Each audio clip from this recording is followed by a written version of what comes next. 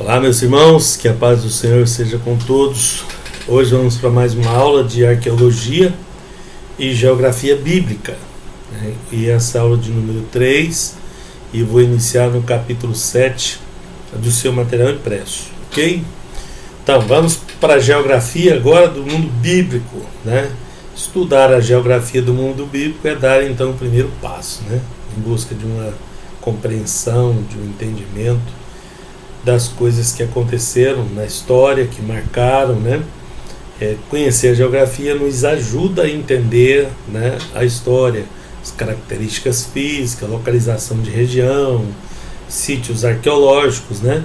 Descobrir mais sobre a cultura da época, a economia, política, a sociedade, como a sociedade, né, se processa, e o ambiente das pessoas, dos povos, das nações que nós vamos estudar, né, que é o berço das civilizações, né, que apareceram pelo Oriente Médio, né, conhecida essa etapa, esse local como Crescente Fértil, que é onde começou tudo, né, onde iniciou todas as coisas, tá?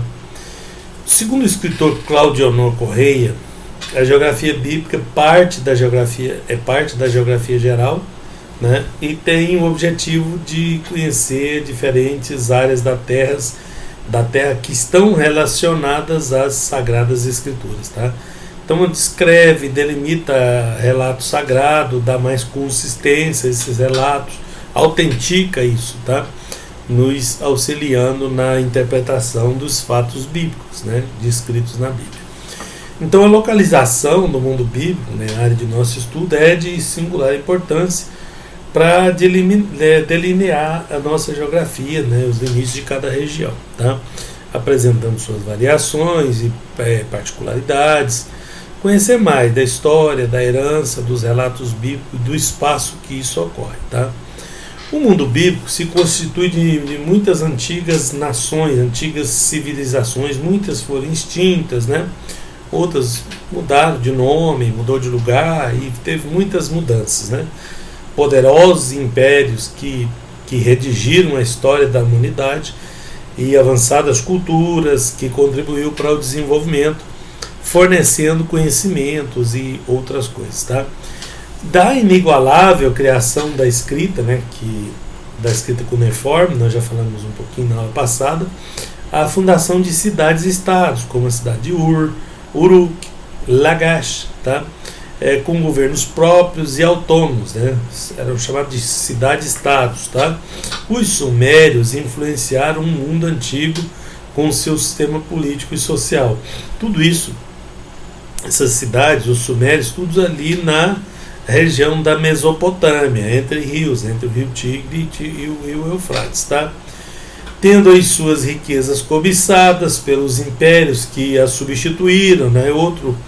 Outros povos cresciam, aumentavam o poder e se desenvolviam e vinha, tomava desse, que daqui a pouco o outro já crescia lá e vinha, tomava do outro também, e isso ia mudando de mão em mão, de povos em povos, tá? Isso foi acontecendo ao longo do tempo ali, né? No reino, na confluência, no meio dos rios Tigre e Eufrates, tá? Como o Império Assírio, que era mais ao alto, né, na alta Mesopotâmia, e o Império Babilônico, que era mais próximo do Golfo Pérsico, tudo ali no meio dos dois rios, que são muitos quilômetros de distância, né, mais de 1000 quilômetros de distância, então era suficiente para ter mais de um império aí, tá? Além dos persas, né, que ficavam do outro lado do rio Tigre, dos egípcios, que já é lá do lado da África, dos gregos, já é do lado europeu, romanos também, os quais nos presentearam com um legado de riquezas, de cultura e de ciências variadas, tá? Então vejam aqui no mapa, né? Eu não sei se vocês conseguem ler, os nomes estão muito pequenininhos, mas dá para ver a silhueta dos dois rios, né? Do rio Eufrates, do rio Tigre, que desemboca no Golfo Pérsico. Ali aquela parte escura é o mar Mediterrâneo, né? O famoso Mediterrâneo, lá acima o Cáspio, tá? Então isso tudo se desenvolveu, né? Os sumérios, os babilônios, os assírios, tudo aqui nesse meio aqui. Então, por ser uma região fértil e ter aquelas enchentes, aquela fertilização natural, então isso foi muito disputado. Mesma coisa acontecendo lá no Egito, tá? Por conta do rio Nilo, que a gente vai ver aí também no estudo, ok? Mas aqui muito mais, tá? Aqui muito mais. Bom, igualmente importante é a contribuição da nação de Israel para o mundo, né? Designada como guardiã e promotora da lei de Deus. Principal contribuição de Israel é ser o guardião da lei, né? Que é berço do judaísmo e berço do cristianismo, palco de acontecimentos bíblicos que tem influenciado a humanidade ao longo dos séculos, tá? Então aqui está o nosso objeto de estudo. Bom, vamos então definir cartografia, né? Cartografia do grego chartes, né? Mapa, e grafém, descrição, tá? Então cartografia é a ciência de representar a superfície terrestre, as coisas com mapas, né? A finalidade é a elaboração de mapas. Isso é cartografia, tá? Segundo diversos autores, né, a história do mapa mundi remonta à representação do mundo desde a antiguidade clássica, né? Um período que eles nem imaginavam a Terra redonda, né? Os primeiros mapas mundi, a Terra era plana, né? E tinha um abismo de cada lado aí dela, tá? Então, depois vem o período das grandes navegações, né, que já foi depois, né, os métodos até os métodos da geografia moderna, com utilização de computador, satélite, GPS, né, softwares e tudo mais, ilustração detalhada, mapas em 3 dimensões e por aí vai, né? Agora ficou muito fácil estudar a geografia, né? A maioria das pessoas compreende a geografia muito fácil por conta da tecnologia que nós temos hoje, tá? Diferente do que era no passado. Por isso eu vou mostrando os mapas aqui, mas vocês mesmos podem pesquisar e olhar, tá? Bom, desde a elaboração das primeiras representações feitas em placa de argila, descrevendo o vale de um rio, provavelmente o Eufrates, né, cerca de 2.500 anos antes de Cristo, na cidade de Gassur, pelos babilônios, tá? Até o complexo cálculo da circunferência da Terra, que foi feito por Erastóstenes, né, proporcionando, grego, né, proporcionando condições para que outros estudiosos, como Ptolomeu, depois da Alexandria, pudessem elaborar o primeiro atlas universal, difundindo o conceito de cartografia, tá? Na atualidade, a cartografia conta com uma série de recursos tecnológicos, né, fornecidos por imagens orbitais, sistema de posicionamento de satélite e avançados programas de computação. E o satélite consegue fazer uma radiografia assim e captar onde tinha um leito de um rio que foi coberto por areia, por exemplo. É possível ver isso, né, como uma radiografia, né, é possível ver do satélite. É assim que eles estão descobrindo cidades e locais de escavações aí pelo mundo afora agora, tá? O negócio avançou, né? Então a ciência é bastante exata, que fornece dados indispensáveis para o conhecimento de uma região, tá? Vamos falar de relevo, né?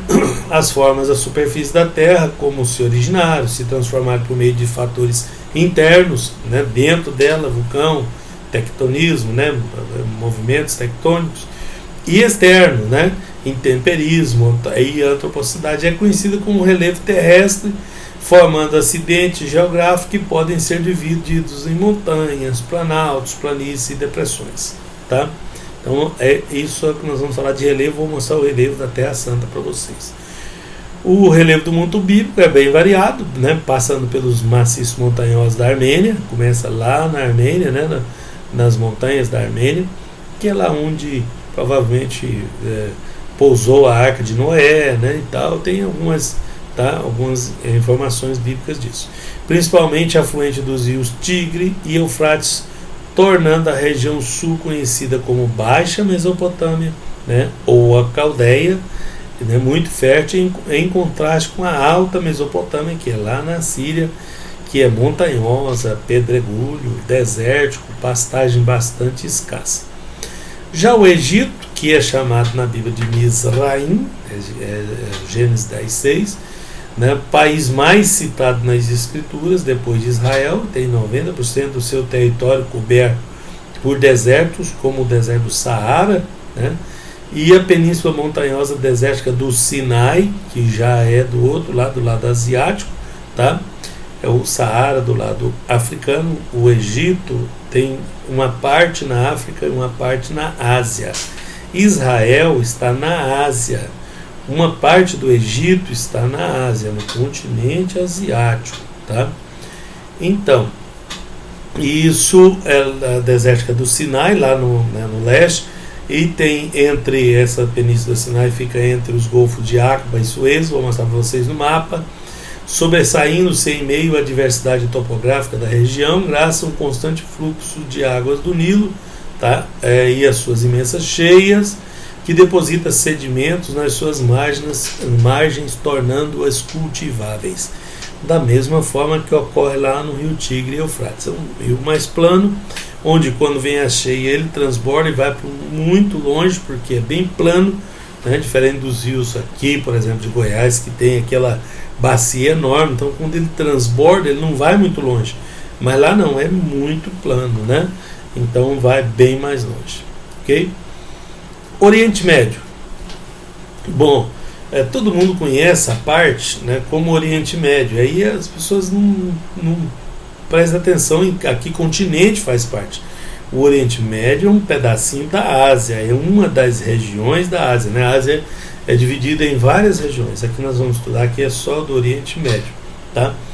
Então esse Oriente Médio ele fica encravado na junção da Eurásia, né, Europa e Ásia, África, Mar Mediterrâneo, Golfo Pérsico, Oceano Índico, é a sua margem, né, oriental, onde se localiza Israel e alguns dos principais países de nosso estudo, no Oriente Médio, que é na Ásia, tá?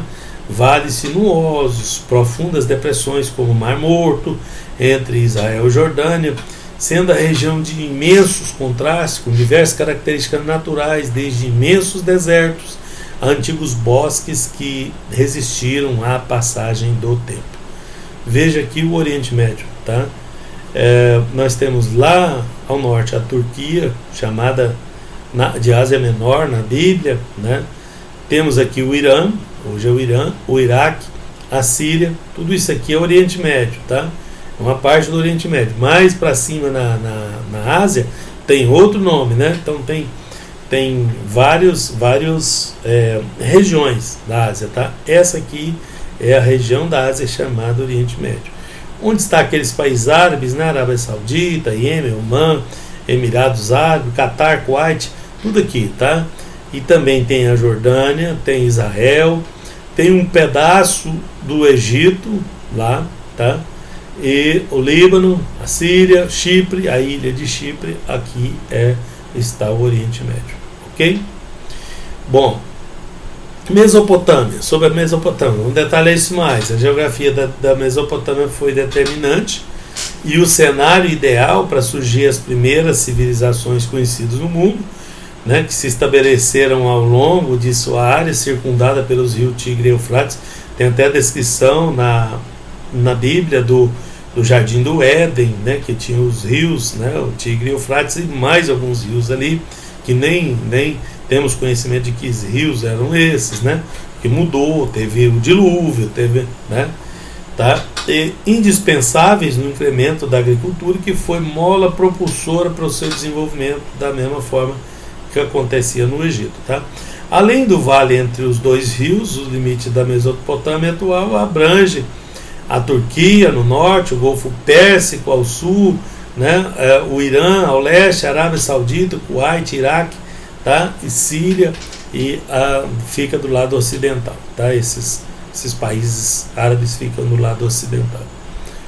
Bom, Península Arábica, né, onde fica aqueles árabes, os países árabes, é uma região majoritariamente de clima desértico.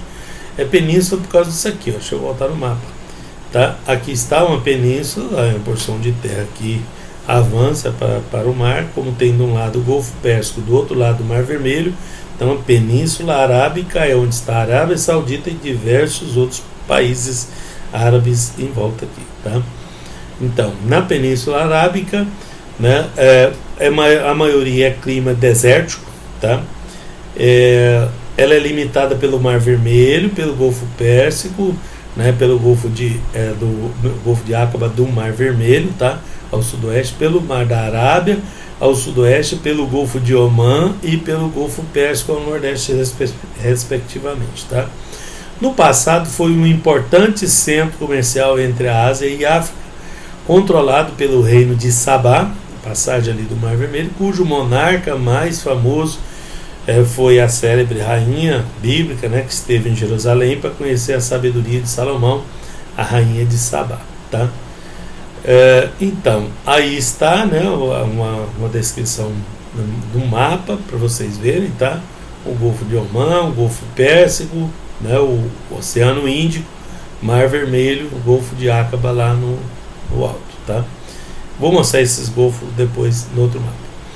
O Egito surgiu da união de diversas cidades e estados, também o Egito, da mesma forma que foi lá na Grécia, por exemplo, em muitos lugares do mundo surgiu primeiro as cidades-estado, depois que surgiu o conceito de país mais abrangente, tá? Unificadas, né, no Egito pelo rei Menés, né, cerca de 3000 a.C., que fundou a primeira de muitas dinastias que daria origem àquele que seria um dos maiores impérios da humanidade. Tá encravada às margens do rio Nilo, né, no norte da África, o Egito se destaca com uma civilização que nos legou fundamentos de matemática, aritmética, né, geometria, medicina, calendário solar, técnicas agrícolas e muitas outras áreas de sabedoria que o Egito deixou para o mundo, tá, da época, né? Aqui um mapa para vocês verem o Egito, né? Nós temos aqui o rio Nilo. O rio Nilo é um dos maiores rios do mundo, a gente vai ver mais adiante, mais de 6.000 quilômetros, né? Aí fica, é o rio Amazonas, é o rio Nilo. Difícil saber, né? Eles são quase o mesmo tamanho, mas é mais de 6.000 quilômetros de distância. Nasce lá perto da Somália e vem desembocar aqui no mar Mediterrâneo, tá?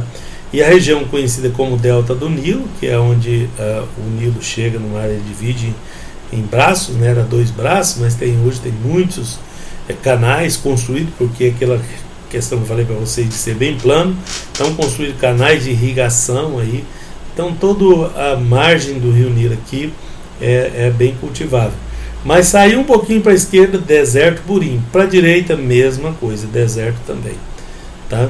Então uma parte é essa península do Sinai, a direita que pertence ao Egito também, né, de Israel, vai do Golfo. Falei que ia mostrar os golfos para vocês. Aqui nós temos o Golfo de Aqaba, aqui embaixo, tá?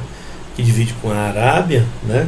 E o Golfo de Suez, que é chamado de Mar Vermelho, onde o Israel passou, é um canal, né, um golfo, né, que tem lá um canal que conduz até lá no Mar Mediterrâneo.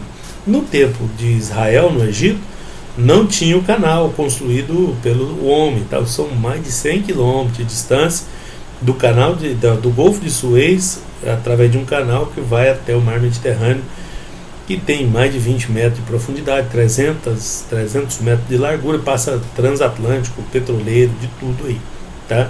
Foi construído por homens, né? Os franceses construíram isso aí em 1700 e pouco, tá?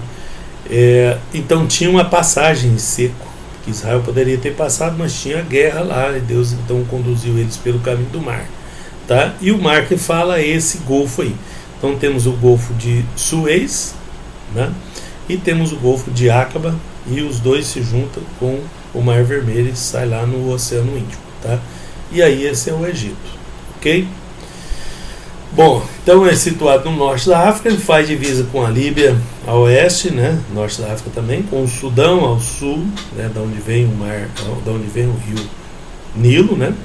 com a faixa de Gaza e Israel a leste, né, pela direita, tendo o litoral norte banhado pelo mar Mediterrâneo, tá, e a costa oriental pelo Mar Vermelho, que eu acabei de mostrar para vocês, além da península do Sinai entre os golfos Suez e Aqaba, né, no meio dos dois. Cenário da revelação divina, onde o povo de Israel ficou andando por 40 anos ali, tá, nessa península do Sinai, nesse deserto que tem entre o golfo de Suez e o golfo de Aqaba aqui, ok? Israel está mais acima, né? A faixa de Gaza está logo ali, perto do Mediterrâneo ali, vou mostrar para vocês mais adiante. Canaã, né? Oriente Médio. A terra de Canaã é uma antiga designação à atual região que corresponde ao moderno Estado de Israel, bem como a faixa de Gaza, que é um pedacinho lá perto do mar Mediterrâneo, tá? E também a Cisjordânia, tá? Essa faixa de Gaza é a antiga Filistia, daí vem o nome Palestina, tá? Vem de Filistia, tá? Cisjordânia, que é uma outra parte, né? Em parte da Jordânia, perto da Jordânia, Líbano e Síria, né? Então, uma parte de Israel que foi tomada na guerra, né? Que foi, tá? É essa parte da Cisjordânia aí. E era assim chamada, estou falando que foi assim porque quando Deus assentou eles lá, era a região toda era de Israel, tá? Toda a terra de Canaã, até na divisa do Líbano, era a região, era o país de Israel, o Estado de Israel. O Estado moderno de Israel é que tem áreas ocupadas aí, tá? Bom, era chamado pelo nome que sugere, né? Canaã, por ser habitada primeiramente pelos cananeus, tá?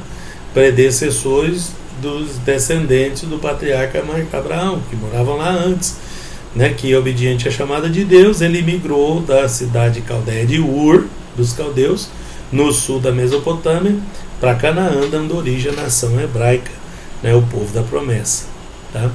Está aqui uma visualização do Estado moderno de Israel para mostrar para vocês. Essa parte mais bege, mais clara do mapa, são as áreas ocupadas, né? Lá nas colinas de Golã, próximo ao Monte Hermon, tá? Aqui toda essa região central, que era a região montanhosa de Efraim, todo o deserto da Judéia, né? E entrando para Hebron, até bem dentro, tudo isso aqui são áreas ocupadas, né? Por povos de origem árabe, muçulmanos, tá? E tem a faixa de Gaza, que é a faixa da Filistia, dos filisteus, da Palestina, tá? Então hoje é chamado de Palestina porque esses povos têm a mesma origem, todos os três ocupados aqui. Israel então vem lá do Líbano, de onde era, e vem e faz divisão com o Egito, o deserto aqui embaixo é tudo deserto do Egito, tá? E cortam a linha direta do rio do Egito até o Golfo de Aqaba, tá? Do lado de cá é a Jordânia, né, para a direita, do lado de lá o mar Mediterrâneo, abaixo é o Egito, tá? E aí as áreas ocupadas. Lá ao norte nós temos a Síria e temos o Líbano, né, como vizinhos de Israel atualmente, tá? Sobre a Ásia Menor, né, conhecida como Península da Anatólia, que é hoje a atual Turquia, tá? Anatólia quer dizer brilho do sol, né? A antiga Ásia Menor é a porção asiática do oeste da Turquia, país euroasiático. Euroasiático? Sim. A Turquia tem um pedaço do lado da Ásia maior, né, e um pedacinho do lado da Europa. Então ele é euroasiático, tá? Do mesmo jeito do Egito, né? Tem um pedaço do lado da África e uma parte bem grande considerada do lado do asiático do Egito, tá? É um deserto, né? Quase não é nem povoado a parte do Egito que fica do lado asiático. Já lá na Ásia Menor, não. É bem fértil, né, um local muito desenvolvido, né? Tem um desenvolvimento dos textos bíblicos, passa muito por cidades situadas nessa península, tá? Desempenhou um importante papel para a incursão, desenvolvimento comercial, social da humanidade nessa importante região que interligava culturas diversas, tá? Das famosas cidades fundadas por Alexandre o Grande, o grego, né? as províncias romanas lá na Anatólia, né, na Ásia Menor, da Mísia, da Bitínia, da Frígia, Ponto, Galácia, Capadócia e Cilícia, onde estavam situadas as sete igrejas destinatárias das cartas do Apocalipse, passando pelo Império Otomano, tá? Porque lá também, do mesmo jeito das outras terras orientais, foi trocando, né? Foi de domínio grego, depois de domínio romano, depois de domínio otomano, tá?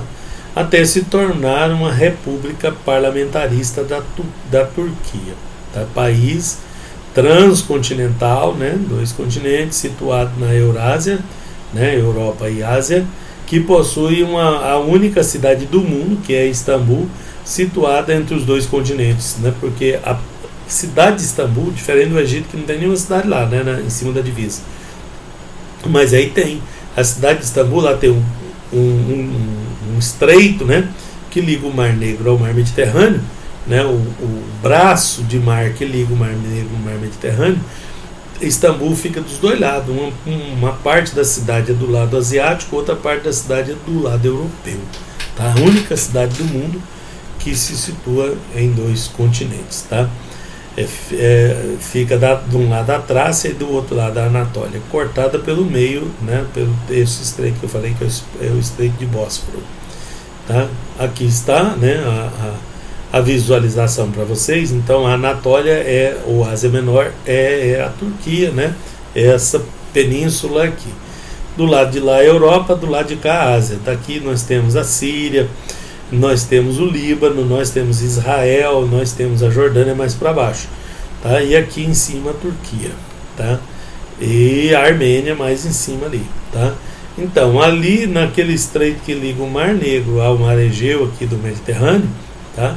É onde fica a cidade de Istambul, no estreito do Bósforo, tá? E ainda tem mais um pedacinho da Turquia do lado asiático, ok? Europeu, desculpa, asiático é a parte maior. Então, a Trácia é o pedaço europeu da Turquia, tá? Então aí estão as regiões, tá? As regiões da Ásia Menor, tá? São todas aquelas onde tem as cidades do livro de Apocalipse e muitas outras que são citadas na Bíblia, como nas viagens missionárias do apóstolo Paulo, ok? A Europa é considerado o berço da cultura, o berço das civilizações, as civilizações mais primitivas, é lá, né, na Mesopotâmia. Mas a Europa é considerado o berço da cultura do Ocidente, tá? A Europa, cujo nome tem origem na mitologia grega, é a península ocidental da Eurásia, é uma península enorme, né? Quando era a Europa e a Ásia era um continente só, era Eurásia, tá? Cercada por imensas massas de água, né? O Oceano Atlântico do lado de Portugal, né? O Oceano Ártico, né? E o Mar Cáspio e Negro, além dos estreitos de Dover, de Gibraltar, do Bósforo e de Dardanelos, tá? Bom, aqui está, né? Dá pra gente ter uma noção aqui, né? Da Europa, tá? E a divisa com a Rússia aqui do Mar Negro e sai lá no Mar Báltico, né? Que é a divisa da Ásia, a Ásia para a direita e a Europa para a esquerda. Então, os países da margem aqui, né? Há um conflito constante aí pela divisão de onde que a qual que pertence, se é o Ocidente ou se é o Oriente, mas tem uma cadeia montanhosa aqui que define que de um lado é a Europa, do outro lado é a Ásia, tá? Então no leste europeu tem vários países que são também como as nações soviéticas da época, né, do tempo da Guerra Fria, mas que muitos deles se tornaram mais ocidentais, cultura mais ocidental. No outro momento a gente explica para vocês sobre o Ocidente e Oriente, que define Ocidente e Oriente. Desculpem. Então aí está a Europa, partindo do domínio grego-macedônio, porque o domínio dos gregos começou com Filipe da Macedônia, tá? Que eles são muito ligados, né? Porque eram cidades-estados e todos falando grego, tanto os macedônios como os gregos. E então Filipe foi unificando e foi, né? E o filho dele, Alexandre, que foi o maior conquistador, mas já com base no legado do seu pai Filipe, tá? Então ele modernizou as cidades, empregou novas formas de construção, de administração, as quais foram absorvidas pelo Império Romano, né, que se desenvolveu na Península Itálica, que é a outra península vizinha. Tá? Bom, vamos então para a hidrografia do mundo, capítulo 8. Aquele todo que nós vimos é o capítulo 7, um dos maiores, né? E agora o capítulo 8, a hidrografia do mundo bíblico, a água. Né? Para os povos da antiguidade, a existência dos rios e a sua consciente preservação era o principal motivo da sua sobrevivência. Se eles não preservassem a água, que é um recurso escasso naquela região, tinha que ser cuidado, tá? A vida nômade que eles tinham, baseada na coleta de alimentos, caça, antes de desenvolver as cidades, pesca, longas viagens em busca de pastagem para os seus rebanhos, foram gradativamente sendo substituídos por agricultura, tá? Proporcionada pelas contínuas vazantes, que acumulava matéria orgânica, né? Quando o rio enchia, ele vazava para suas margens, e a matéria orgânica que vinha trazendo os sedimentos, né? Vinha trazendo aquela matéria orgânica que era o fertilizante natural que fertilizava aquelas terras, e eles aprenderam então a cultivar. Antes eles eram nômades, saíam procurando pastagens para os seus animais, morando aqui e ali, né? Até eles aprenderem a fazer o cultivo, a fazer eles mesmos plantar e se estabelecer. Quando eles aprenderam a fazer isso, é que começou a aparecer as cidades. Tá? Com um sofisticado sistema de drenagem, porque também enche de água, depois tem que drenar essa água, porque não dava para, né, não ser arroz ou alguma cultura que dá para plantar no molhado.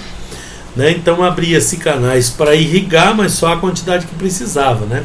Os mesopotâmios, então, né, posteriormente os egípcios também fizeram isso, conseguiram estabelecer um calendário anual de plantio e colheita, garantindo assim uma produção constante de grãos, né? E é isso que possibilitou, né, o desenvolvimento, né, e a fixação do homem no local, né, naqueles locais férteis, né, criando aí as primeiras cidades.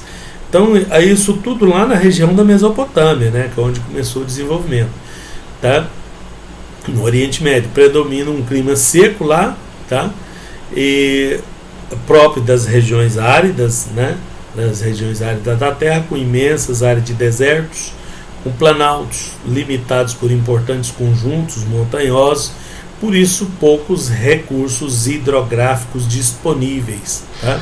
Então temos lá a margem dos rios, no caso da Mesopotâmia, né, as margens dos rios e uma certa margem ali para os dois lados, e entre os dois rios bem tranquilo também, mas afastou um pouquinho deserto para os dois lados, e montanhas, e pedregulhos, e calor e tudo mais. Tá?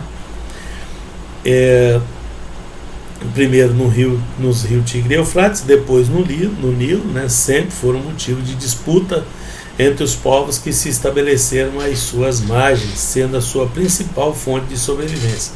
Esses grandes rios eram a fonte de sobrevivência daqueles povos que se desenvolveram, adquiriram riquezas, e essas riquezas eram cobiçadas por outros povos, e ia trocando de povo de vez em quando, como eu já disse para vocês lá atrás. Etimologicamente, a palavra hidrografia é formada por dois vocábulos gregos, né? Hidro, que é água, e grafém, descrever, né? Então, sendo a ciência que descreve, que estuda os oceanos, mar, água, né? Tudo que tem água, oceanos, mares, rios, subsolo, água do subsolo, lagos, geleiras, além de fornecer dados das suas propriedades físicas, né, e químicas dessa água, mapeando toda a fonte de água da superfície terrestre, como vamos ver nessa área de estudo. Tá? Os rios, né? Primeiro o rio Pison, né? Que é descrito no livro de Gênesis, E saía um rio do Éden para regar o jardim, e dali se dividia e se tornava em 4 braços.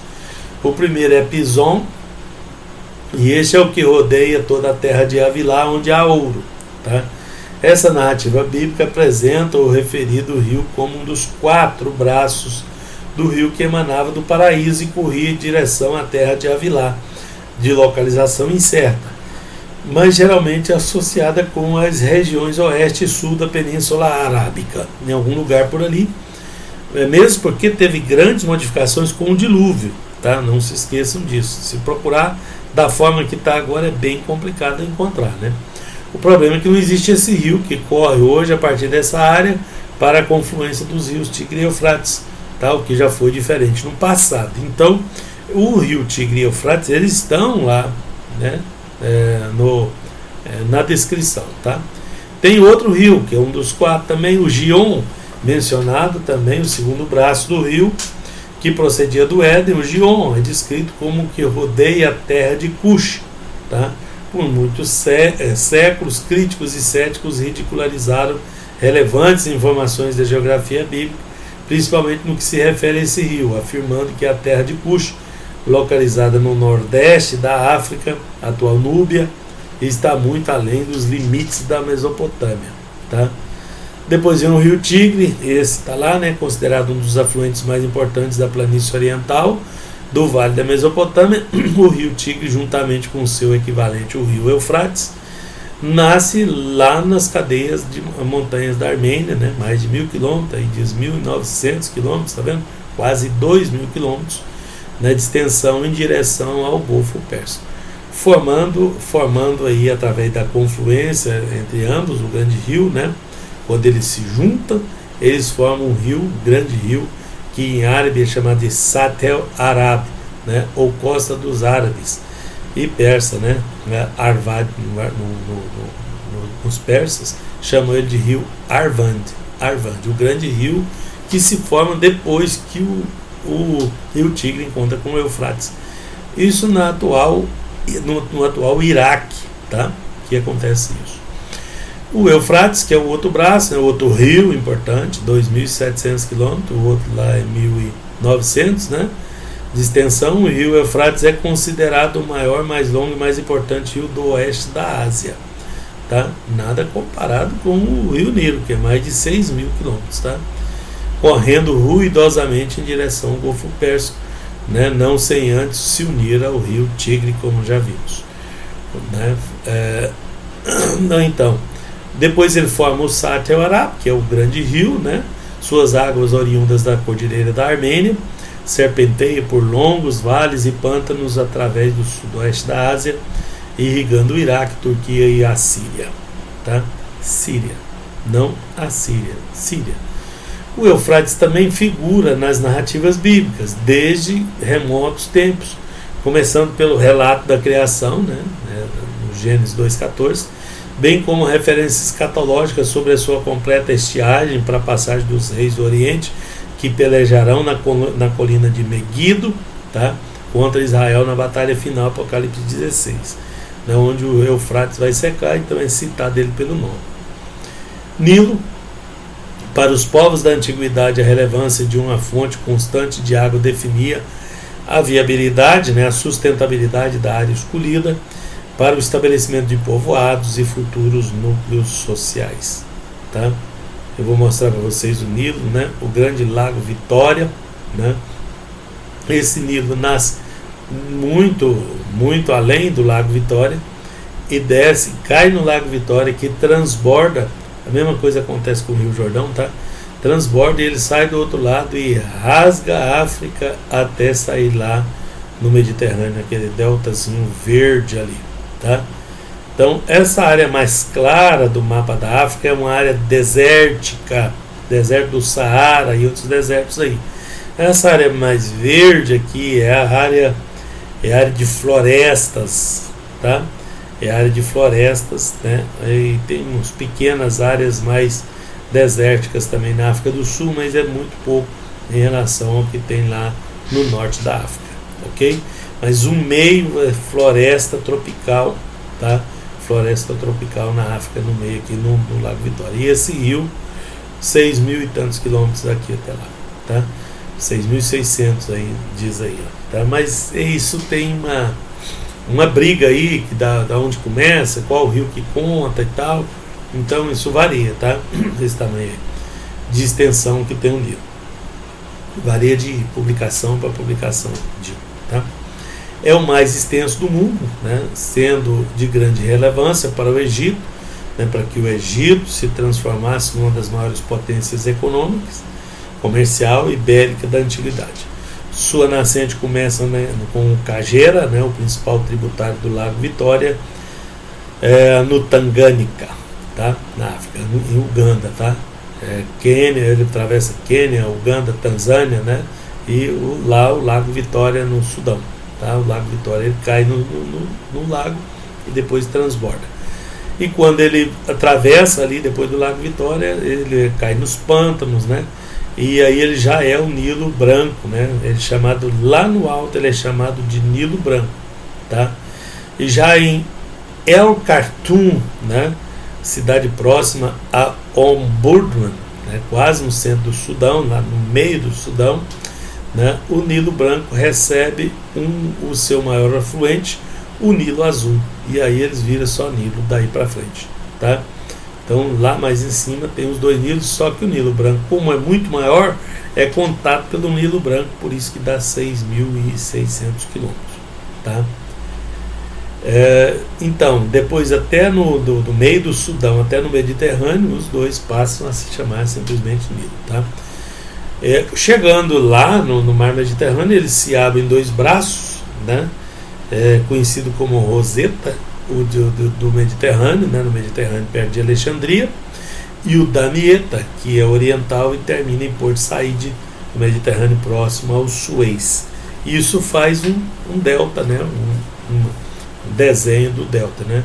O rio se divide em dois braços e forma um triângulo que é chamado delta do Nilo.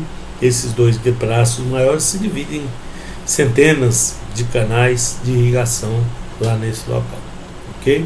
Olha o mapa aí, ele vem, atravessa o Egito todo, e quando chega lá próximo, né, um braço vai para o canal do Suez, que é essa parte mais escura aqui, e do outro lado, lá onde ficava a cidade de Alexandria, né, e ali canais de irrigação por esse verdinho lá, ok? Bom, o Mar Vermelho, né, mais conhecido por ter sido o palco da travessia milagrosa do povo de Deus, né, liberto por Deus da escravidão dos egípcios, né, para dar a terra de Canaã. O Mar Vermelho também é chamado de Iansuf, né, mar de juncos. Ian é mar, tá? Iansuf é mar de juncos, né, que ele é um dos nomes dele. Ele tem um comprimento aproximado de 1.900 e 300 km de largura. O Mar Vermelho é um golfo do Oceano Índio, né, entre a África e a Ásia, separando os dois territórios egípcio e saudita, dividindo-se em dois braços, conhecido como Golfo de Aqaba e com o Golfo de Suez. Lembrem, olha aqui, olha ali embaixo. Ali é o Mar Vermelho, tá vendo? Esse Mar Vermelho ele tem 300 quilômetros de largura. O povo de Israel não atravessou ele aqui nessa extensão de 300 quilômetros, mas lá no Golfo de Suez. O Golfo de Suez tem largura variada, mas veja que ele é muito mais estreito do que o canal principal aqui do Mar Vermelho, tá? Temos o Golfo de Aqaba, que ele sobe para a direita, e o Golfo de Suez, que é o que segue em frente. E o povo de Israel atravessou lá no finalzinho dele, tá? No local lá no finalzinho dele, ok? O mar Mediterrâneo derivado da palavra latina Mediterraneus, né, que significa entre terras, Mediterraneus, meio, terraneus, terras, tá, entre terras, chamado de mar ocidental na Bíblia, né, de mar grande, dentre outros nomes, né, maior mar interior do planeta, né. Temos mais mares interiores, temos o Mar Negro, temos o Mar Cáspio, mas o mar Mediterrâneo é o maior, tá? Cujos limites compreendem a costa da Europa, tá, meridional, a costa da Ásia ocidental e da África setentrional. Então temos Europa, Ásia e África, tá? Em volta do mar Mediterrâneo. Apesar do vocábulo Mediterrâneo não constar uma só vez, né, nas referências bíblicas, o nome Mediterrâneo não aparece lá, aparece como Mar Grande, aparece com outros nomes, tá? Ele foi palco de muitas histórias, né, de povos, personagens referidas nela, tá? Muitas histórias. Por ocupar a faixa litorânea desse imenso mar, alguns povos antigos, como os filisteus, né, os fenícios, ficaram conhecidos como civilizações costeiras, tá? Depois temos o Mar da Galileia. O Mar da Galileia é situado 213 metros abaixo do nível do Mar Mediterrâneo. Vou mostrar isso no mapa ali para vocês. Ele é de água doce. O Mar da Galileia não é mar de água salgada, é um lago de água doce, tá?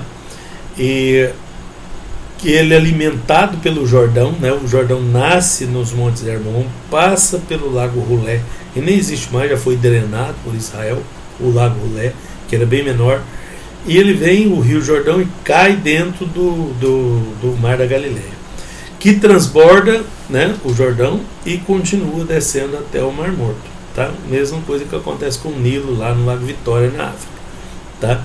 O seu principal afluente, proveniente do Monte Hermon, né, que vem lá do Monte Hermon e cai dentro do Mar da Galileia, né, é o Rio Jordão, tá? Porção sul da Cordilheira Antilíbano, entre a Síria e o Líbano. Veja aqui o Monte Hermon lá em cima, né, ele desce, passa por esse laguinho, Lago de Rulé, laguinho não, porque aqui não, né, aparece pequeno, mas ele já foi drenado, não existe mais. Se você pegar um mapa de satélite hoje e olhar, você não vai ver esse lago ali no meio, tá?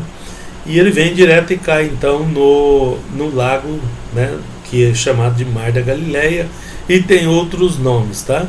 Então nós temos à esquerda a Galileia, à direita a província de Decápolis, que são 10 cidades.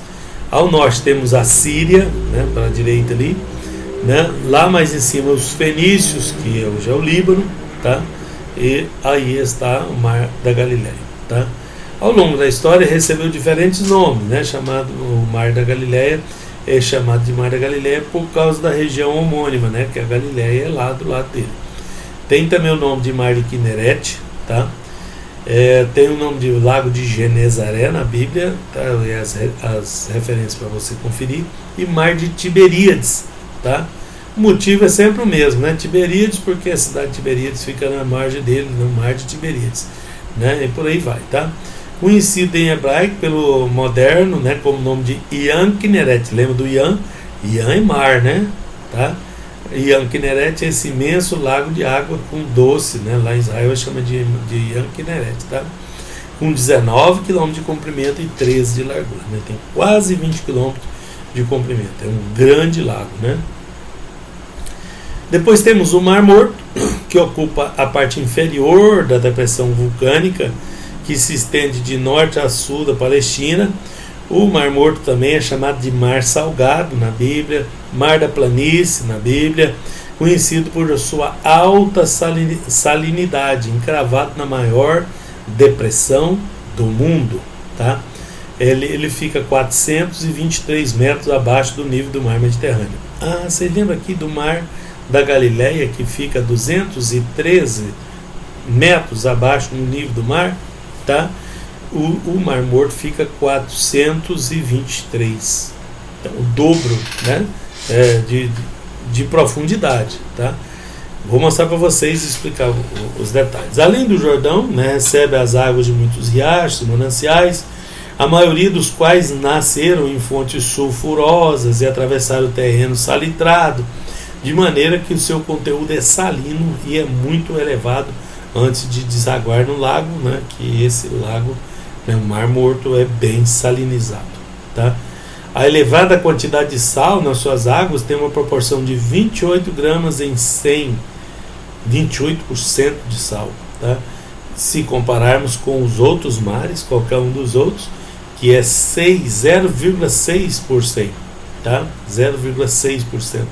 E o do Mar Morto é 28%. Então nada sobrevive lá, tá? com uma superfície de aproximadamente 1.050 km², corresponde a um comprimento máximo de 80 km e uma largura de 18, tá? Tem o Rio Jordão como seu principal afluente. Quero mostrar para vocês aqui. Nós temos do lado esquerdo ali, é o mar Mediterrâneo, tá?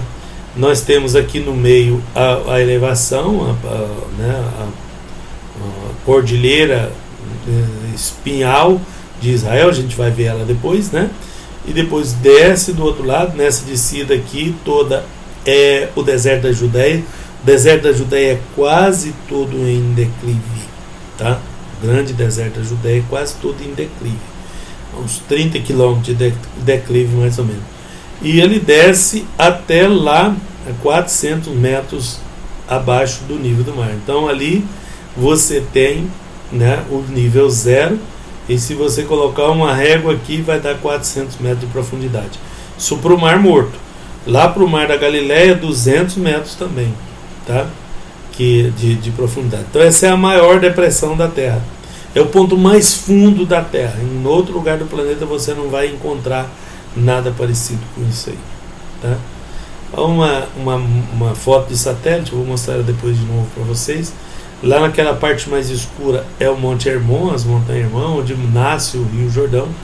Ele desce, passa, tá vendo? Eu disse para vocês que no mapa de satélite vocês não ia ver o lago de Rulé. Ele desapareceu daqui, tá? Foi drenado. E aí ele cai nesse buraco enorme que é o lago, o Mar da Galileia, tá vendo? Em relação ao Mediterrâneo, que isso aqui está abaixo, né? Mais profundo, e o Jordão continua descendo. Como a queda é de 200 metros daqui até embaixo aqui, né? Uma distância de 100 km, cento e poucos quilômetros, né? Então isso daqui é bem escorrido, o Jordão desce bem escorrido aqui, tá? E aqui 400 metros de profundidade. Toda essa área costeira aqui, né, é o deserto da Judéia, tá? Toda essa área ao lado do Mar Morto aqui é o deserto da Judéia. De cá do outro lado é a Jordânia, tá? Petra na Jordânia. Bora seguir o mundo bíblico, né, do Antigo Testamento. Compreender os notáveis fatos que revelam a origem da humanidade nos proporciona maior clareza e entendimento das Sagradas Escrituras, elevando nosso entendimento a respeito da soberania de Deus na formação do universo e especialmente na criação de todos os seres vivos, principalmente o homem, que é descrito como a coroa dessa criação. O Éden, né? O Éden é um local singular na Bíblia, como o Jardim do Éden foi estabelecido por Deus como uma unidade territorial localizada na área que denominamos Mesopotâmia. Há um entendimento geral que a área é ali mesmo, tá? Visto referências escriturísticas apontarem para o rio que emana do seu interior, dividindo-se em 4 braços, né, o Pison, Gion, Tigre e Eufrates, situado dentro dessa descrição aí que temos. Aqui foi o lugar da primeira habitação do homem, por muitos anos, vivendo em perfeita comunhão com Deus e completa harmonia com a flora e com a fauna, tá? Criada para o seu bem-estar, para o bem-estar do homem, até a sua irrevogável expulsão como consequência da sua própria desobediência. Vocês estão vendo que eu estou deixando as páginas aqui do seu material impresso para vocês irem acompanhando? Aqui é a página 76, tá? Todavia, recentes fotos de satélites da Península Arábica, examinadas pelo Dr. Farouk, né, da Universidade de Boston, revelaram inconfundíveis sinais de um canal de rio cortando o deserto. Além disso, descobertas arqueológicas de um artefato de cerâmica, faz referência à terra de Cush, tá? Demonstrando completa harmonia com os relatos bíblicos. Que esses povos eles mudavam de lugar. Os cuxitas moravam ali naquela região, depois eles migraram. A Etiópia mudou de lugar, né?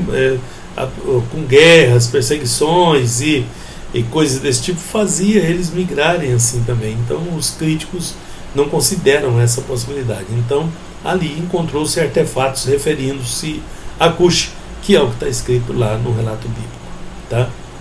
Veja lá, né? Então o Jardim do Éden ficando na junção aqui dos dois, né? Eu coloquei aqui o Jardim do Éden, mas eu coloquei um mapa maior aqui para vocês verem, tá? as antigas civilizações que vieram depois disso, né? Os sumérios, os babilônios, caldeus, né? Os persas seria do outro lado ali, os assírios mais em cima, os acade, né? A civilização acadiana também se desenvolveu ali no meio, tá? Onde é hoje o Iraque, né?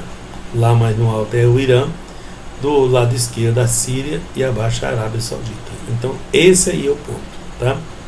Assim como cada tijolo de uma construção se interliga formando uma parede, segundo o projeto do seu arquiteto, a geografia está intrinsecamente conectada à arqueologia, né? E a história, reunindo com essas aí, com as duas, né? Essas três juntas, geografia, arqueologia e história, informações reunidas indispensáveis para a localização, conhecimento de fatos, né? Que envolveram os povos da antiguidade. A origem da nação hebraica, né?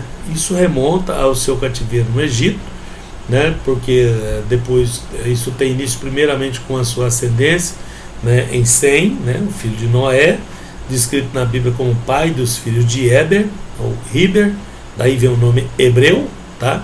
De cuja árvore genealógica descende Abraão. Abraão é descendente de Eber, quando esse ainda residia lá na Mesopotâmia, em Ur, né, antiga capital da Suméria, às margens do Eufrates, caracterizada por uma cidade extremamente idólatra e um importante centro urbano, né, na planície mesopotâmica. Escavações arqueológicas nas décadas de 20 e 30 trouxeram à tona Zigurate, em Ur, uma pirâmide de degraus erguida com um complexo religioso e santuário para o padroeiro da cidade, um conhecido deus chamado Lunar Nana, tá? Um deus da lua, Nana, tá? Aí está a figura, né? A partir das escavações eles montaram, né, o que seria esse grande templo idólatra que estava lá naquela cidade dos Sumérios. Após a morte do irmão Abraão, né, lá em Ur, ainda dos caldeus, sob a liderança de Terá, o pai de Abraão, né, ele sai com seu pai e sua família e viaja mais 900 quilômetros até Arã, na Narã. Vai beirando o rio Eufrates. Muita gente fala, mas como que ele deu uma volta desse tamanho? Porque se ele fosse direto em direção a Canaã, com aquela caravana toda, ele ia pegar um deserto muito grande, quilômetros e quilômetros e quilômetros, não tem uma água, não tem um rio, não tem nada, só deserto. Então o que ele fez? Ele subiu o rio, né, o rio Eufrates, até a cidade de Ur, isso 900 quilômetros, lá no alto mesmo, tá? E o nome Arã Naarim, né, Naaraim, quase que não sai, significa Arã dos dois rios, tá? Isso se refere ao Tigre e Eufrates. Apesar que o Tigre aí está mais longe, né? Porque ele vai descendo, vai se juntando até chegar um no outro. Mas essa região no meio é conhecida por todos os povos antigos como Mesopotâmia, entre dois rios. E lá em Arã, ele chamava de Arã Naaraim, tá? A referência de Gênesis 11:31 mostra evidente desejo de Terá, o patriarca, chefe de um clã, de sua família, em imigrar para Canaã. Está viajando primeiramente para Arã, talvez para renovar o seu rebanho, né, com novas aquisições, fortalecer os rebanhos para depois pegar uma viagem mais longa, né, para um lugar distante, desconhecido e tudo, né. Então ele morou lá um tempo, né, e depois é que foram, né, que Abraão foi para Canaã. Com a morte do Terá, né, disposto em cumprir a chamada divina, Abraão segue em direção a Canaã, deixando para trás o seu irmão Naor, que morava lá em Arã, ficou morando em Arã, né, que foi o avô de Rebeca, percorreu 650 quilômetros. Veja, ele veio lá de Ur dos Caldeus, andou 900 quilômetros até Arã, depois ele vira noutra direção e anda mais 650 agora, depois de alguns anos, né, através da região onde atualmente se situa a Síria e o Líbano, né. Nessa região não era desértico igual a região mais embaixo que eu vou mostrar no mapa. Chegando à Terra da Promessa, estabeleceu-se primeiramente na cidade de Siquém, hoje ela se chama Nablus, está nas regiões ocupadas da Cisjordânia, não pertence a Israel, né? Conforme Gênesis 12:6, Siquém era uma área montanhosa, coberta de carvalhos e densas florestas na entrada dos vales, né, do vale, né, dos montes Gerizim e Ebal. Então, entre os dois montes tem um vale e a cidade de Siquém é ali, na entrada do vale. Daí ele partiu para Betel, situada a 19 quilômetros ao norte de Jerusalém, bem próximo de Jerusalém, e depois ele viajou mais 400 quilômetros até o Egito, Abraão, estou falando, tá? Pretendendo fugir da grave fome que mais uma vez se instalou em Canaã, devido principalmente ao clima semiárido e à ausência de chuvas para manter o fluxo constante dos poucos recursos hídricos muito limitados na região. Eles devem ter estranhado bastante, né? Vem lá dos rios Tigre e Eufrates, com aquela abundância de água, né? Com aquelas enchentes maravilhosas lá, aquelas terras férteis. Aí vem para Canaã, onde os recursos hídricos são bem escassos, né? E limitados. Eles devem ter estranhado bastante, tá? Então, olha o que aconteceu. Ur está aqui embaixo, tá? Na terra dos caldeus. Ele sobe até Arã, 900 quilômetros para cima, tá? Veja que se ele sai de Ur e atravessa para Israel, ele ia atravessar todo esse deserto aqui. Então, o que ele fez? Ele subiu o rio e de lá ele veio pela estrada costeira, né? Que é uma estrada conhecida lá, né? Desceu para a Síria, Damasco, e veio para Siquém, onde primeiro ele se estabeleceu em Canaã, na terra de Canaã. No Egito, né, floresceu e atingiu o seu ápice. O Egito estava em desenvolvimento, né, graças à abundância de águas também, proporcionados pelo rio Nilo, como eu falei para vocês, das cheias, né. Então os seus governantes construíram celeiros. Depois veio, né, o tempo de José, que construiu mais ainda, né, construíram grandes cidades, né, grandes construções colossais. Os egípcios deu muito legado para a humanidade, entre eles isso, né, a engenharia. E como a história bíblica informa, a permanência de Abraão no Egito foi marcada pela solidariedade de Faraó inicialmente, que foi atraído pela beleza de Sara e favoreceu a ele, pagou um alto dote para Abraão para tomar a mulher Sara para ele, né, e sofreu grande juízo de Deus nessa atitude aí. Caso Deus não interviesse, né, o apóstolo do monoteísmo, porque Abraão é considerado o início do monoteísmo, ele vem de uma cidade idólatra, de um povo idólatra, de uma família idólatra, né, e começa a adorar um único Deus. Então ele é o precursor do monoteísmo, né? Então, inclusive das outras grandes religiões, tá? Que se consideram também filhos de Abraão e filhos dessa mesma ideia monoteísta, tá? Isso causou um grande desconforto, tá? E acabou que o faraó foi o mais prejudicado, porque Deus apertou com ele lá, né? E ele devolveu a mulher de Abraão. Então, após regressar do Egito, já não dava para ficar lá mais, né? O patriarca se estabelece novamente em Betel, tá? Próximo à cidade de Ai, tá? Betel, ali próximo na região montanhosa ali do centro de Israel, tá? Após a tensão entre os seus pastores e o seu sobrinho Ló, Abraão parte para Hebron, tá? Para o sul, chamada anteriormente de Kiriat Arba, tá? Perto dos Carvalhais de Manre, cerca de 30 quilômetros ao sul de Jerusalém. Olha aqui. Então ele volta do Egito, vai até a cidade de Betel, lá no meio da terra de Canaã, né, próximo da cidade de Ai. Dali Ló escolhe ir para a direção das Campinas do Jordão. Não existia o Mar Morto, você lembra da chuva de fogo e enxofre que produziu essa grande depressão aí, onde o Mar Morto foi criado a 400 metros abaixo do nível do mar Mediterrâneo. Então, essa salinização, esse sulfuroso estado do Mar Morto, provavelmente por ocasião daquela fritada que Deus deu nas campinas do Jordão, que eram extremamente férteis e verdes, tá? Isso virou, né, uma encosta chamada de deserto da Judéia, né? Depois de toda a região montanhosa ali vira uma depressão de 400 metros de profundidade. Ló ficou por ali e Abraão voltou, atravessou pela cidade de Salém, que era Jerusalém depois, né? Cidade dos Jebuseus, e vem para Hebron, tá? Antiga Kiriat Arba, tá? A região que Abraão gostou mais foi essa região mais ao sul, né? Ele habitou primeiro em Siquém, mas lá em Siquém não deu certo, ele veio, foi até o Egito, voltou e ficou, né? Depois ele volta para Bérseba, que é a cidade, né, que ele ficou mais, tá? Percorreu a terra de Canaã em suas extensões, em busca de pastagem, de fonte de água, já que era possuidor de grande rebanho.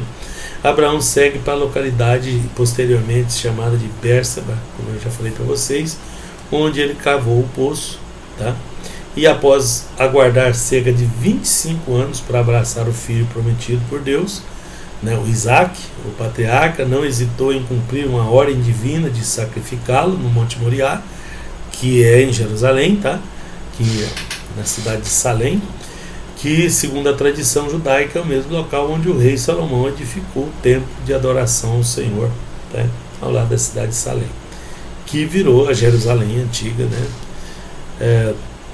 Salomão edificou um templo ali para adoração. Após a morte dos seus descendentes, Isaac, posteriormente Jacó, palmilhando a terra, né, como nômades, andando, como eu disse para vocês, nesse lugar de recursos mais escassos, eles ficavam andando para lá e para cá procurando pastagens, levando seus rebanhos, procurando recursos, tá? Como eram criadores de gado, juntamente com suas famílias, aguardavam o cumprimento da promessa feita a Abraão, tá? Eles criavam muito gado miúdo também, né? Fala gado aqui, fica imaginando, né, só o gado grande, né? Eles aprenderam a criar esse gado com os egípcios. Antes eles criavam, era gado miúdo somente, tá? E para os egípcios, criador de gado miúdo era uma abominação. Então lá no Egito se criava gado grande, né? Bovinos. Gado miúdo que eu digo são ovinos e caprinos, tá?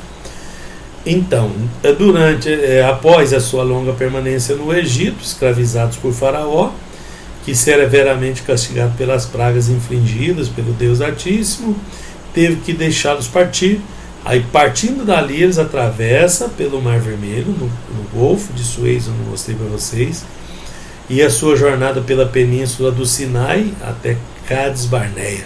Cades Barneia era a primeira cidade de Canaã, então eles foram até lá na primeira leva, tá?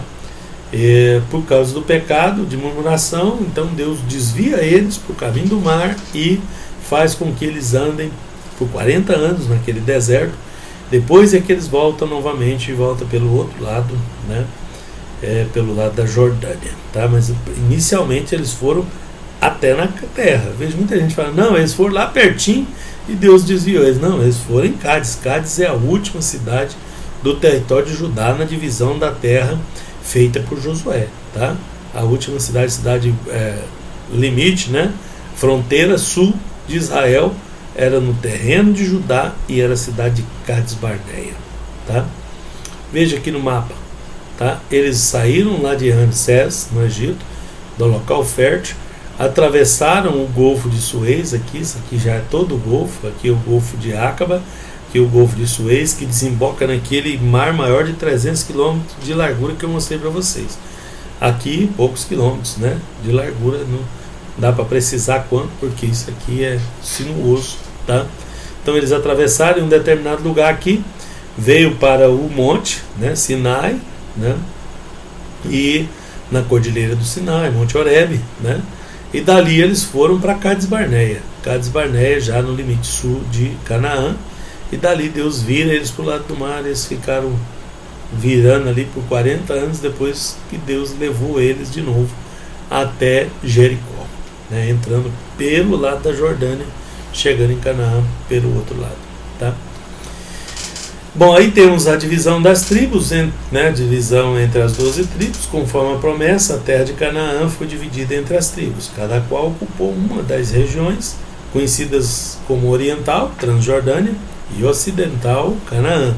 Do outro lado do Jordão, Transjordânia. Do lado, né, de Canaã, tá, é o lado ocidental. A região da Transjordânia, localizada além do Jordão, foi ocupada pelas tribos de Ruben, Gade e meia tribo de Manassés. Ruben, Gade e meia tribo de Manassés. Na parte ocidental, do lado de Canaã, foi ocupada pelas demais tribos, tá? Aser, Naftali, Zebulon, Efraim, Issacar, Benjamim, Dan, Simeão, Judá e a outra meia tribo de Manassés, que foi também pro outro lado, ainda pegou uma terra bem grande lá, tá? Ficou mais ou menos assim. Aí está o mapa, né? Veja que Simeão está dentro do termo de Judá. Judá vai mais embaixo ali, o vermelho, tá? Até entrar no deserto, tá? Ruben, Gade e meia tribo de Manassés do lado da Transjordânia, tá? Do lado do Oriente, que aqui temos, ó, o sul para baixo, o norte para sul, o leste e o oeste, tá? O leste é o Oriente e o oeste é o Ocidente, tá? Então é considerado assim. Então o lado ocidental é o lado depois do Jordão. Do lado direito, o lado oriental, é o lado chamado de Transjordânia, tá? Bom, chegamos na geografia física de Canaã. A terra de Canaã, conhecida como a terra da promessa, né, que Deus prometeu ao patriarca Abraão e aos seus descendentes, é uma faixa estreita de terra, bem estreita, né, entre o mar Mediterrâneo e o Jordão, tá, que se divide em 4 regiões, tá? A terra de Canaã se divide em 4 regiões: a orla marítima, o Planalto Central, que é as montanhas que eu mostrei para vocês, o Vale do Jordão, né, as encostas do Jordão, e o Mar Morto, né, na porção mais ao sul. E essas regiões aí, essas 4, se subdividem em outras partes, né? A orla marítima, denominada assim, chamada de Caminho do Mar, ligado pela costa do Mediterrâneo, né, liga pela costa ali o Egito, a Síria e a Mesopotâmia, né? Então ali tem uma estrada que vai até lá na Síria, que vai para a Mesopotâmia, que vem para o Egito, tá? O lugar mais adequado para ir para a Mesopotâmia é fazer o caminho de Abraão, né? Segue até na Síria, da Síria atravessa e desce beirando o rio Eufrates. Se atravessar pelo deserto ali, né, aí pronto, né? Foi numa dessas, e conhecendo a geografia, a gente sabe por que morreu o rei Josias, que eu não vou botar para vocês hoje, né? A gente vai ver em outra lição. Então, nos tempos bíblicos, as tribos de Aser, Manassés e Dan costeavam a sua margem, né, disputando com os filisteus a hegemonia da região, tá? Onde ficou a faixa de Gaza, né? Gaza era um dos príncipes de filisteus, tá? Que é a Palestina hoje. Aqui está, né? Nós temos aqui a terra toda, onde temos o Jordão, o Vale do Rio Jordão, do Mar Morto, a planície costeira, a planície Saron, a planície da Filistia aqui, né? Então, a planície costeira, ela tem 3 divisões aqui, tá? De Saron, a da Filistia, e tem mais uma outra aqui no meio, tá? A orla marítima se divide em 4, tá? É Acre, planície que abrange Acre lá em cima, deixa eu mostrar para vocês, é a parte de cima lá da Galiléia para cima do Monte Carmelo, tá? Esdraelon e Jezreel. Segue em direção sul para a Baixa Galiléia, alcançando o norte de Samaria até chegar ao Monte Carmelo, tá? Pois Saron, a outra é Cefelá, eu sempre esqueço esse nome, tá? Aqui, ó, no mapa, Saron é aqui, Cefelá, e aqui mais embaixo é da Filistia, tá? Que são essas 4 regiões aqui, tá? O Planalto Central, região montanhosa, o Planalto Central forma a espinha dorsal da Palestina e se divide em 3 partes. Olha lá, o Planalto Central, essas montanhas que vocês veem aí no meio, tá? Vai até lá no Monte Carmelo, e depois tem outro cadeia montanhosa que vai para as colinas de Golã, passa junto ao Mar da Galileia e sobe, tá? Então é uma espinha montanhosa quase que de fora a fora em Israel, onde tem a planície costeira de um lado e tem o Vale do Jordão do outro, tá? Mas em cima o Vale do Jordão, no Mar Morto, o deserto da Judéia, o famoso deserto da Judéia, tá? Então, a Galileia, né, temos no alto lá a Galileia, dividida em Alta Galileia e Baixa Galileia, né, da parte de cima lá, né, a parte do alto, temos a Alta Galileia e a Baixa Galileia, que é uma parte mais baixa aqui, que dá uma falha na região montanhosa e forma essa Baixa Galileia, tá? Temos Samaria, que é a continuação da planície da Galileia e Esdraelon, né? Samaria é uma cidade que foi construída, tá? Na época de Israel dividido, né? Então eles construíram a cidade de Samaria no Monte Samaria, não uma cidade para ser rival de Jerusalém, para ter um local de adoração para o povo não fugir de volta lá para Israel do Sul, tá? Quando se dividiu as tribos no filho do rei Salomão, então eles construíram Samaria, tá? Voltando aqui, depois a Judéia, completamente montanhosa. Essa região começa em Betel, termina ao sul de Bérseba, limitando-se ao norte com os montes de Samaria, e a leste com o rio Jordão e a oeste com o Sarão, tá? Bom, o Vale do Jordão, né? Eu até coloquei aqui o declive do Jordão. Nós temos o Monte Hermon com quase 3.000 metros, né? E aqui a nascente do rio Jordão é bem no pé do Monte Hermon, e que desce para o Lago Rulé, que não existe mais, já falei para vocês, que continua descendo para o Lago de Genezaré, o Mar da Galileia, 210 metros de profundidade. Está vendo essa linha pontilhada? É a linha do zero, é a linha do nível do mar. Então o Lago Rulé era na linha do nível do mar, mas aí do Lago Rulé até no Mar da Galileia tem uma depressão de 200 metros já, que é a metade do outro lago, que é 400 metros, que é o Mar Morto. Então o Rio Jordão desce, né, pela região montanhosa até lá no fundo do Mar Morto, que dá uma depressão de 800 metros. O nível da água do Mar Morto 400, mas o fundo dele chega a 800 em alguns lugares, tá? Então é a maior depressão da Terra, o ponto mais baixo do planeta Terra, ok? Olhando aqui por um 3D, né? Vocês veem lá no alto Monte Hermon, aí o primeiro braço do Jordão nasce lá, ele desce e atravessa né, ele rasga a paisagem aí, e aqui no Mar Morto vocês veem que tem uma depressão, que é onde Deus subjugou as cidades de Sodoma e Gomorra. Acredita-se que o Rio Jordão continuava nessa linha aqui até o Golfo de Acaba, tá? Agora, com essa depressão, você chegar lá e olhava, o rio não vai correr para cima, né? Porque criou-se esse buraco. Mas dá para se imaginar pelo corte de satélite, eu mostrei uma foto de satélite para vocês, que o Rio Jordão continuava para o Mar Vermelho, tá? Mas agora ele termina no Mar Morto aí. Olha que legal que é essa foto em 3D, tá? Então, desse rio do Egito aqui até lá no Golfo de Acaba é a divisa de Israel. Ela atravessa aqui e um pedaço de cá é do Egito, tá? A parte de baixo é do Egito. Então o Mar Morto, situado no Vale Sul, né, do Jordão, o Mar Morto está encravado na depressão mais baixa da Terra. Os povos e cidades. Então, desde as fundações dos primeiros núcleos urbanos na Mesopotâmia, nós percebemos uma evidente preocupação de seus primitivos habitantes com o bem-estar e a segurança, né, que os levou a implantar sistemas defensivos, com muros, fortificações, torre de vigia, etc., tá? Com um meio de se defender de eventuais ataques inimigos. Algumas cidades possuíam muralhas, né, duplas.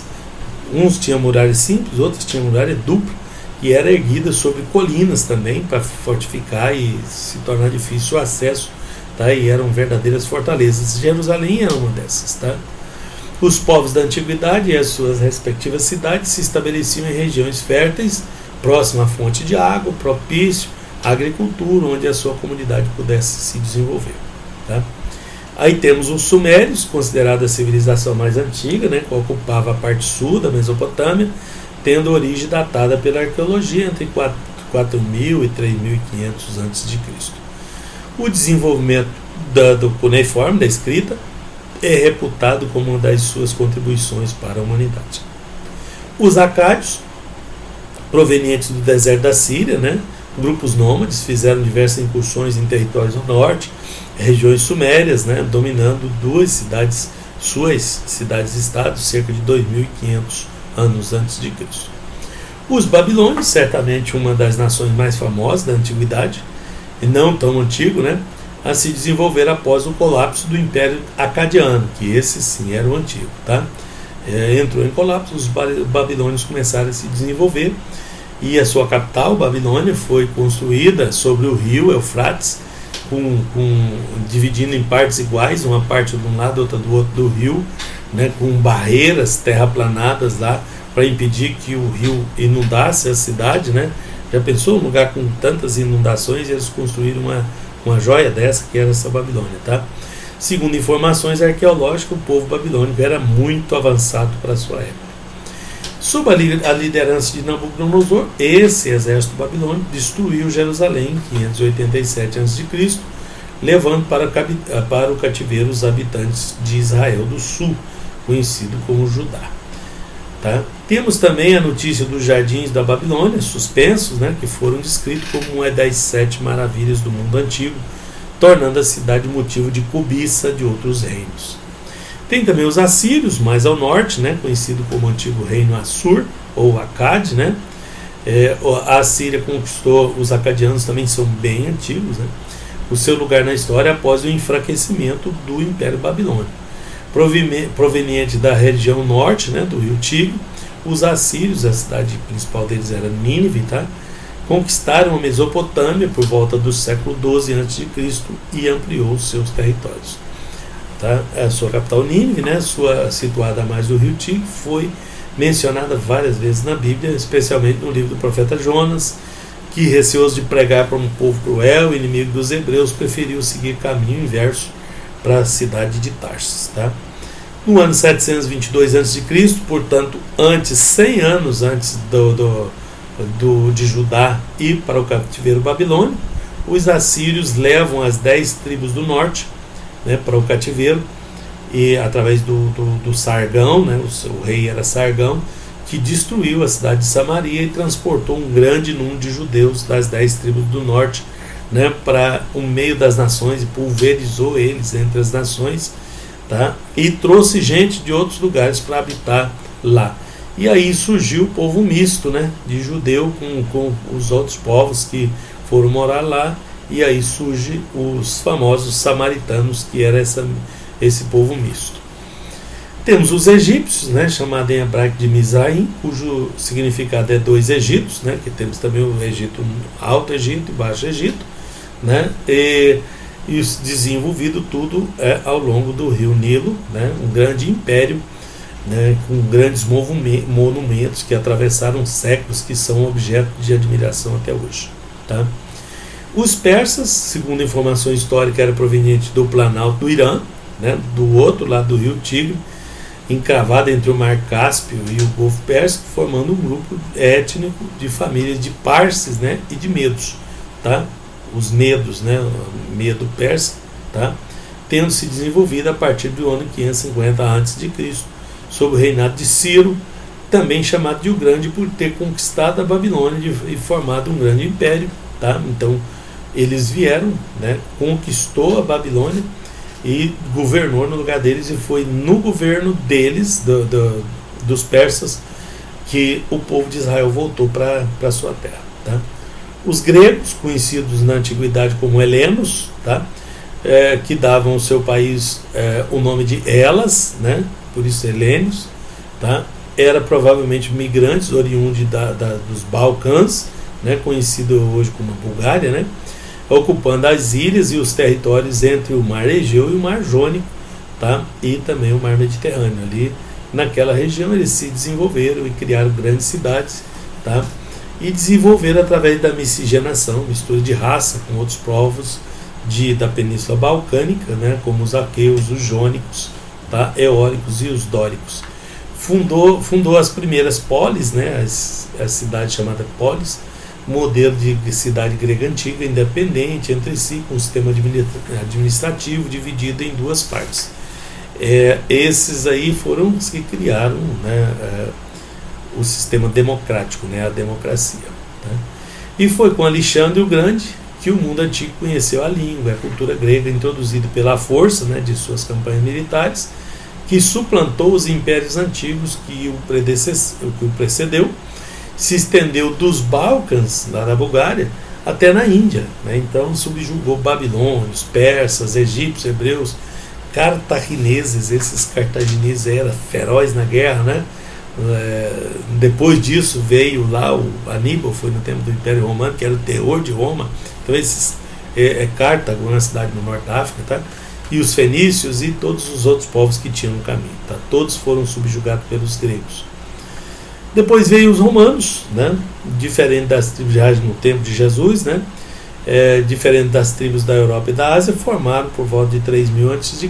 pequenas cidades com comunidades agrícolas nas regiões da Península Italiana. Eles vieram do norte, né, das regiões do norte, dos mares Negro e Mar Cáspio, do lado da Rússia, tá? Eles vieram de lá, chamados pelos historiadores de povos indo-europeus, e até as línguas nossas são derivadas de lá, tá? O latim é derivado desses indo-europeus, o grego é derivado desses indo-europeus, tá?